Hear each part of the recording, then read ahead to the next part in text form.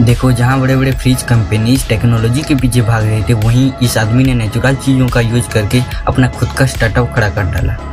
गुजरात के मनसुख भाई प्रजापति ने मिट्टी से ही फ्रिज को बना डाला, जो बिना इलेक्ट्रिसिटी से चलता है। उसको वो नाम दिए मिट्टी कूल रेफ्रिजरेटर। इस फ्रिज में सिंपल इवापोरेशन टेक्निक का यूज किया गया है, जिससे पानी और सब्जियां अंदर ठंडी रहती हैं।